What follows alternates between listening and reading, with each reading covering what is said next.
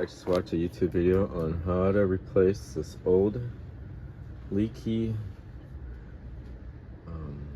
washer fluid container with a new one. And he said that this is very common with these old 1990s or early 2000 Toyota Corolla because they're close to the metal, and when it gets hot, it melts the plastic. So that's why I have tape over here. So I'm just gonna replace it. These are called reservoirs. There we go. That's a term.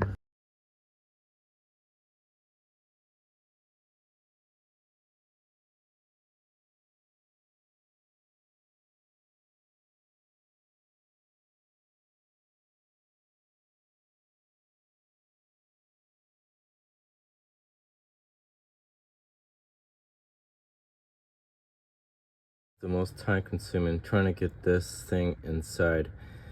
I'm glad I watched a YouTube video because they gave the tip putting WD-40, the lubricant, to make it easier to get through, and I use this to crunch it, put it together.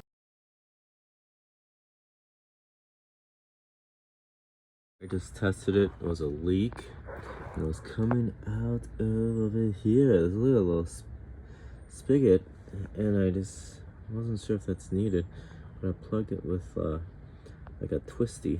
It's a black twisty, and I sprayed this goodbye crack, elastic crack thing. So I'm gonna let it dry and see what happens tomorrow.